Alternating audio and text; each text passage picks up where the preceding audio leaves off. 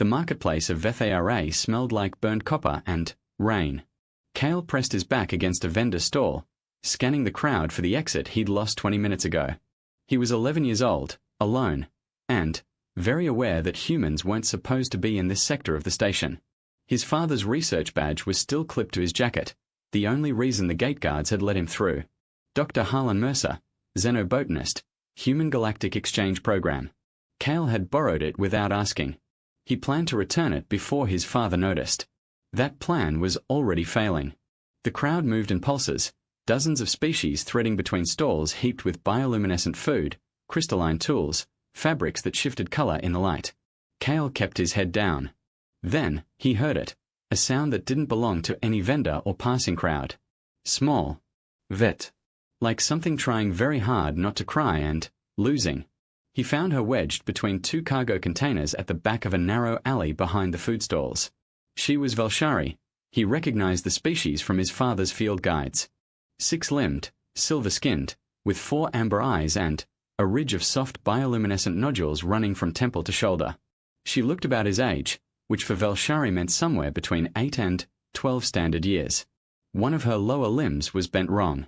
Not broken, dislocated, his brain supplied helpfully, because he dislocated his own shoulder once falling from a climbing frame and he remembered exactly what wrong looked like. She saw him and went rigid. Every nodule on her ridge flared a panicked white. Kale stopped. He didn't step closer. He crouched down instead, making himself smaller, putting his eyes closer to her level. "Hey," he said quietly. "I'm not going to hurt you." She didn't speak. Her eyes tracked him like he was a predator deciding whether to strike. He pointed at her bent limb. "That looks like it hurts a lot. I know how to fix it, if you'll let me." He paused. "I dislocated my shoulder once. Someone popped it back. It hurt for about 2 seconds and then it stopped." He held up both hands, open, empty. "Your choice." She stared at him for a long moment. Then, almost imperceptibly, she dipped her head. What Kale didn't see, what neither of them saw, was the figure standing at the alley entrance behind him. Still as stone. Draped in a dark travel cloak with no insignia. Tall even by Velshari standards, with nodules that gave off no light at all, controlled into perfect darkness. Commander Sereth of the Royal Household Guard had been 2 steps behind the child for the last 40 minutes. She had watched the girl slip away from the escort in the market crowd. She had found her 14 seconds after the girl vanished. She had been about to reveal herself and retrieve her charge when the human boy appeared.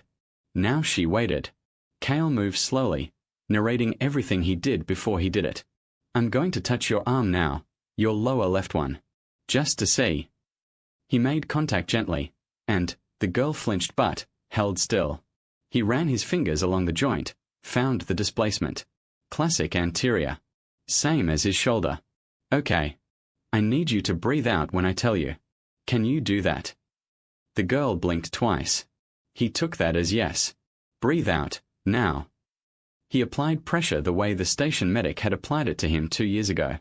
There was a soft pop. The girl gasped. Then, she went very still, and the expression on her face shifted from pain to something stunned and relieved. "There," Kale said. "Give it a minute." She looked at her limb. Then, at him. Then, she said something in Velshari that his translation chip rendered as, "You handled me as though I was worth being careful with." Kale blinked. "Of course you are."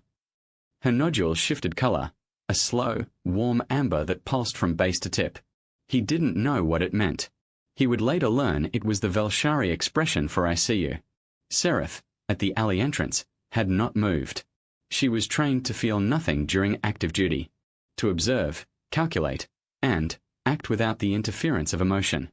She was the finest guardsman the Velshari royal household had produced in 60 years. She had held that discipline through assassinations, political crises, and 3 succession wars. She held it now, watching the human child sit cross-legged in the dirt beside her charge, talking quietly while the girl's breathing steadied. She held it when the girl reached out with her now functional limb and touched the boy's hand. She held it through all of that. But she filed every detail away. Because in 31 years of service, Sereth had learned one thing above all else. The moments that seemed small were the ones that changed everything. The girl's name, Sereth knew, was Venya. Officially, she was listed in the household records as Venya Tal, ward of the 3rd Consulate, daughter of a minor diplomatic family, currently enrolled in cultural exchange observation aboard Heir station. That was what the public record said. It was what Venya herself believed. The truth was known to exactly 4 people in the galaxy. Sereth was one of them. Venya was the last surviving child of Empress Rethal, who had died 11 months ago in what the public had been told was a cardiac event. It was not. The Empress had been poisoned by a faction within her own court, the Velathiri, a coalition of noble houses who believed the throne should pass not by bloodline but by their collective appointment. Rethal had anticipated them. 6 months before her death, she had smuggled her youngest daughter off the palace world under a fabricated identity, entrusting her to Sereth and 3 others with instructions that could not be recorded anywhere. Keep her hidden until she is ready. Keep her safe until the court is clean. Let no one know what she is. Venya did not know what she was. Sereth watched the human boy rummage through a small pack he'd been carrying and produce a sealed nutrition bar, which he offered without ceremony. Venya took it cautiously, sniffed it, and took a small bite. Her nodules flickered yellow, tentative curiosity. The boy watched her with quiet attention, not grinning or performing, just present. Sereth shifted her weight silently and assessed him. Human. Male. Young. Pre-adolescent by their developmental markers. The badge on his jacket indicated a connection to the exchange program, though the name was an adult's. Borrowed, most likely. His clothing was practical but worn at the elbows. He spoke with the careful deliberateness of someone who had been taught to consider his words, or who had learned to from some experience that made carelessness costly. He was not dangerous. But he was also not nothing. Venya said something that Sereth was too far to hear, and the boy tilted his head, listening. He replied. Venya's nodules cycled through amber and soft green, color Sereth had never seen on the girl in 11 months of close protection. The child was always careful, always controlled, always performing the quiet invisibility Sereth had coached into her. She was good at it. Too good for her age. Right now, she was not performing anything. That was the detail that locked into Sereth's memory and refused to move. A sound from the market shifted the crowd's flow. 2 of the Velathiri's contracted trackers, not in uniform, never in uniform, moved along the outer edge of the stalls in a pattern Sereth recognized. Systematic. Patient. They were running a grid search. They had been running one since 3 days ago when Sereth had noticed the surveillance and moved Venya to a secondary location. They were getting close.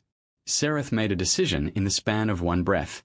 She stepped back from the alley entrance and blended into the crowd at the perimeter, angling to intercept the tracker's path.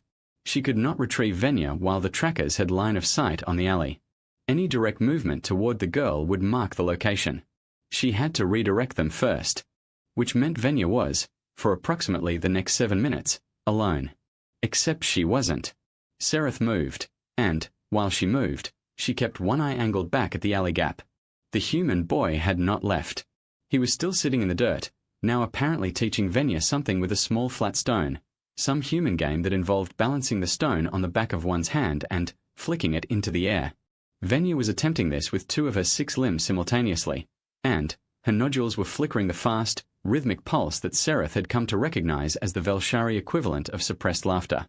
Sereth redirected the trackers with a staged collision and a misdirecting comment about unusual human activity in the eastern corridor. They moved away. She returned to the alley in 4 minutes and 30 seconds. Venya was still there. The human boy was still there. Both were alive. Neither had noticed anything wrong.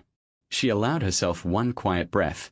Then, Venya looked up, saw Sereth in the alley entrance, and her nodules went neutral, the trained response, calm and unreadable. Good girl. The boy followed Venya's gaze and turned to look at Sereth. He did not startle. He assessed. His eyes moved from Sereth's height to her hands to her posture in the quick, unconscious sequence of someone who checked his environment regularly. Is she with you? He asked. Sereth considered him. Yes. Good, he said simply. He looked back at Venya. I have to find the exit before my dad notices I'm gone. Take care of your arm. Don't put weight on it for today. He stood, brushed dust from his jacket, and looked at Venya with that same open, uncomplicated steadiness that he'd had from the moment he crouched down to her level. You were really brave. Venya's nodules pulsed amber again. She spoke in Velshari, and Seretha's implant translated it. Will I see you again? The boy's translation chip apparently caught it too. He considered the question with the seriousness it deserved. I don't know, he said. But I hope so. He walked away down the alley, turned left at the end, and disappeared into the crowd. Sereth stood looking at the empty alley mouth for a moment. Then she moved to Venya's side, checked the limb, correctly relocated, cleanly done, and guided the girl back toward their safe location by a route that avoided the market entirely. She did not speak on the walk back, but she pulled the station's passive identity log from her secure feed and cross-referenced the badge she'd seen on the boy's jacket. Exchange Program. Dr. Harlan Mercer. Xenobotanist. 1 registered dependent, Cale Mercer, age 11, human, currently assigned to family quarters on Deck 7. She filed the information in the encrypted partition she reserved for things that might matter later. She did not know why. She acted on training, and training said, catalog what is unusual. A human child who moved slowly, spoke carefully, and handled an injured stranger with clinical competence and zero self-interest was unusual. The way Venya had responded to him, open, unguarded, present, that was unusual enough to be significant. Sereth had kept a future empress alive for 11 months through discipline and silence and the ruthless elimination of risk. She knew what risk looked like. She also knew, though she would not have said it aloud to anyone, that there were things which were the opposite of risk. Things that, when they appeared, deserved to be remembered. She remembered the boy. She walked Venya home and said nothing about him. 3 years passed. Cale Mercer grew 4 inches, learned 6 Velshari dialect clusters, and developed an inconvenient habit of being in the wrong place at exactly the right moment. He was 14 now, working unofficial shifts in his father's research station after school in exchange for access to the xenobiology archives. His father pretended not to know about the unofficial shifts. The station had changed. VethARA had grown, 3 new sectors, a diplomatic annex, a permanent human embassy presence that hadn't existed when Cale was 11. The political climate among the Velshari had shifted too, in ways that even the adults around him discussed in quieter voices than before. Something was moving in the great houses. Something unsettled. Cale knew the name Velathiri because it appeared in his father's briefings and because 2 of the researchers had been quietly transferred off station after reporting suspicious approaches from people asking about royal succession policy. He didn't know what it meant for him. He went to school, worked the archive shifts, and stayed out of sectors he didn't have clearance for. He also, sometimes, went back to the marketplace. Not for any reason he could explain.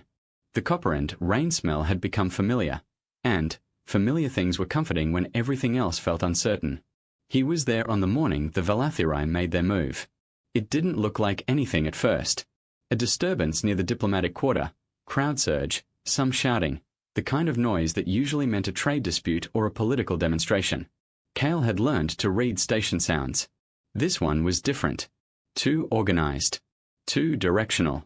He followed it, which was a bad decision, and he knew it, and he followed it anyway. He came around the corner of the diplomatic annex and found 20 armed figures in Velathiri colors holding a perimeter around the building entrance. And, at the center of that perimeter, flanked by 4 guards of her own, was a girl he had been thinking about on and off for 3 years without knowing why. She was taller. The silver of her skin had deepened. Her nodules were black, not controlled dark like a trained guard, but forced dark, the Velshari equivalent of a face held completely still under extreme duress. She was 14 now, same as him, and she was standing very straight in front of people who were pointing weapons at her. Cale stopped. His brain ran the calculation without being asked. The girl he'd met in the alley, the one he'd helped, was somehow at the center of an armed political standoff. And he was 14 and alone and had no weapon and no authority. He stayed. He found a position behind a cargo skiff parked along the annex wall, 30 meters from the perimeter. He watched. The Velathiri commander was speaking in formal Velshari, too fast for his chip to catch everything, but the keywords landed: succession, illegitimate, surrender, the Empress is dead and so is her line. The girl said something back. Her voice was low, steady, and her nodules stayed black. Whatever she said made 2 of the Velathiri guards shift their weight. Then, One of the guards at her back fell. Not shot, incapacitated, and, fast, from behind. A figure in a dark cloak moved through the perimeter in the single second of confusion that the falling guard created. Not running. Just moving at exactly the right speed, hitting exactly the right points. Cale recognized her before he could explain how. The height. The stillness. Then, everything happened at once. The Velathirai commander raised his weapon toward the girl. Sereth, still moving through the perimeter, could not reach him in time. She was 3 seconds away, and she knew it. The girl held still, and Cale understood in that instant that she was holding still because she had been trained to, because panic would make it worse, because she had more discipline at 14 than most adults managed in a lifetime. He picked up the only thing available, a steel coupling bolt from the cargo skiff's maintenance housing, heavy, roughly cylindrical, and threw it. He had a good arm. He'd learned that from 3 years of station sports because there was nothing else to do on Deck 7 at night. The bolt caught the commander's weapon hand at the wrist with a crack that Cale felt in his teeth. The shot went wide. The commander shouted. Sereth arrived. What followed lasted 90 seconds and was the most efficient use of controlled violence Cale had ever witnessed. Sereth disarmed 4 people in the time it would have taken anyone else to draw a weapon. The girl moved when Sereth moved, covering Sereth's back without being told, anticipating the angles. She had been trained too, clearly, though she moved like someone using training for the first time under real pressure and still not making a single mistake. When it stopped, 12 Velathirai were on the ground. The other 8 had retreated. Station security was incoming. Cale could hear them. He stood up from behind the skiff. The girl saw him. Her nodules went from forced black to stunned amber in a single uncontrolled second. Then, she pulled them back to neutral, but the amber had already happened, and they both knew it. Sereth turned, looked at Cale, looked at the cargo skiff, looked at the angle of where the bolt had come from. Her expression did not change. Her eyes ran the same quick assessment he remembered from 3 years ago. Hands, posture, intent. Cale Mercer, she said. Not a question. He blinked. You know my name. I've known your name for 3 years. She glanced past him at the approaching security team. Come with me. Both of you. Now. The room Sereth brought them to was deep in the diplomatic quarter secure wing, 2 floors below the main corridors. It had no windows and exactly 1 entrance. She locked it from the inside, checked it for signals, and, then, stood in the center of the room and said nothing for a moment. The girl, Venya, Cale reminded himself, he'd caught her name in the chaos outside, sat on the edge of the room's single bench and looked at her hands. She was shaking very slightly. Not from fear. He recognized this too. It was the shaking that came after, when the body caught up with what it had just been asked to do. He sat down near her. Not too close. He didn't say anything. Sereth spoke. The Velathirai have formally declared that the Empress's line is extinct. They have the votes of 7 major houses. She paused. They do not have the votes of the Keeper's Council, which is the only body with authority to confirm succession. The Council has been searching for 11 months for the surviving heir, whose existence was kept secret by the Empress's own order. Venya raised her head. Her eyes, all 4 of them, were steady. How long have you known?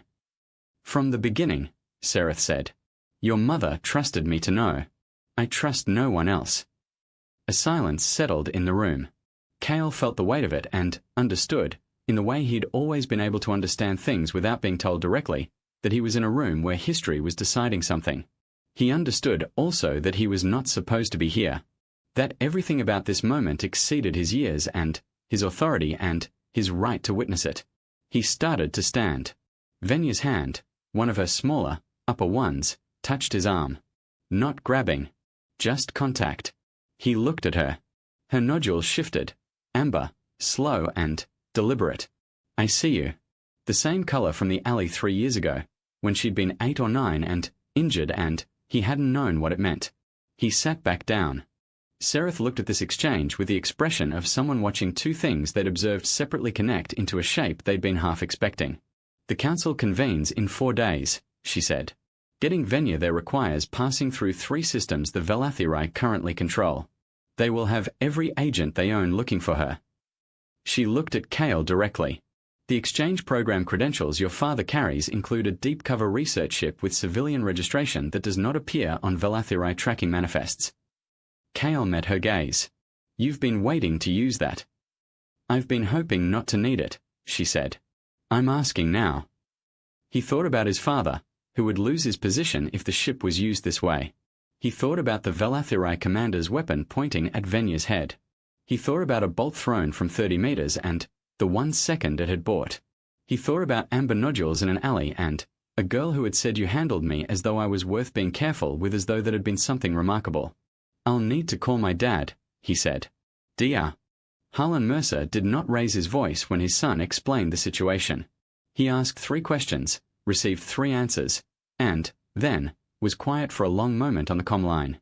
Kale waited. Get to Dock 9, his father said finally. I'll have her prepped. The journey through the Velathiri-controlled systems took 61 hours. The ship was small, 4 berths, 1 common area, a cockpit that fit 2 if nobody moved their elbows. Harlan flew. Sereth maintained watch through each transit point, stationing herself at the sensor array with the absolute stillness of someone who had decided that sleep was someone else's problem. Kale and Venya sat in the common area and talked. Not about the succession. Not about what waited at the other end of this trip. They talked in the way he'd learned to talk in that alley 3 years ago, carefully, without performance, with a particular honesty that came from having nothing left to protect. She told him about what she remembered of being someone else's child before the Empress's people came for her. He told her about growing up on research stations, following his father through 6 postings in 8 years, learning the name of every species in the field guides because knowing things felt like a version of safety. She told him the amber color meant I see you. Not thank you. Not I like you. The specific, weight-bearing meaning was, I perceive you as real and present and worth seeing. It was, she said quietly, not a thing the Velshari said easily.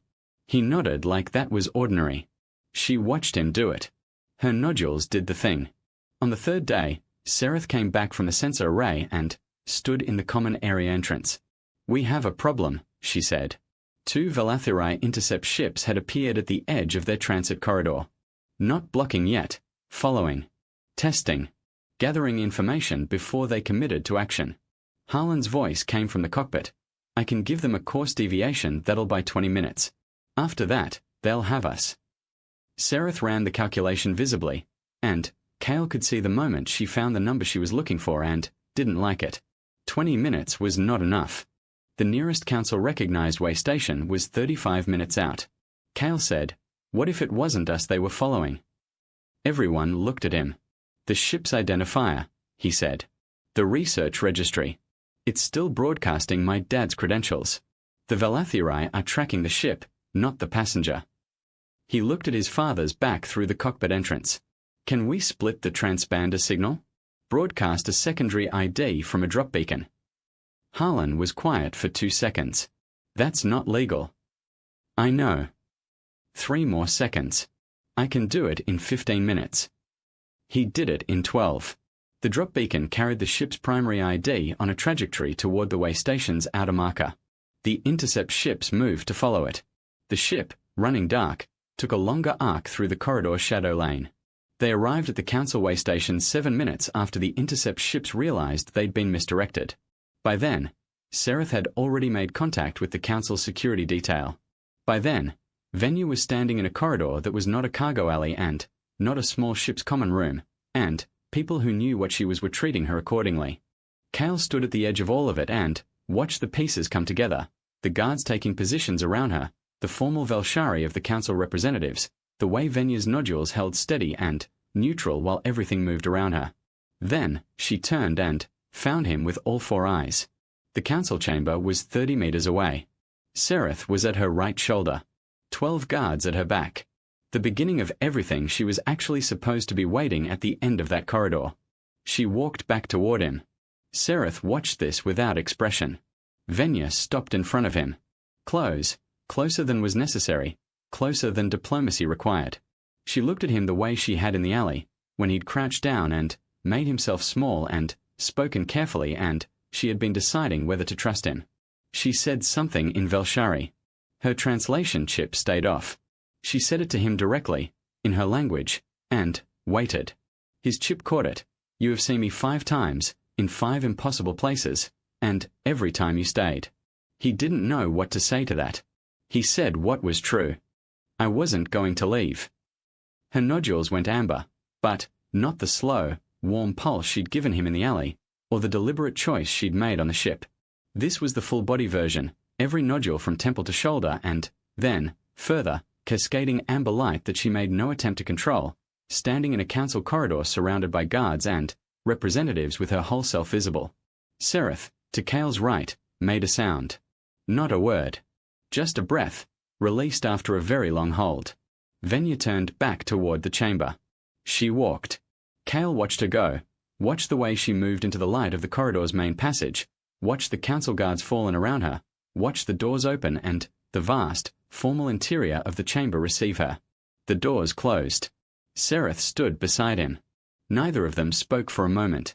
Then, she said, the council session will take approximately 6 hours.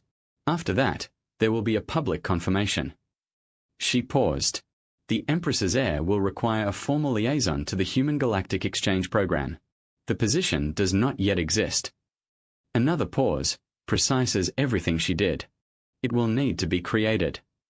Kale looked at the closed doors. Are you telling me something? I am noting, Sarah said carefully, that a position which does not exist cannot yet be refused. She looked at him with the same eyes that had assessed him in an alley when he was 11 years old, calculating something she had not yet named. I am also noting that in 31 years of service, I have seen 3 people make the future Empress use the philamber expression voluntarily. She paused.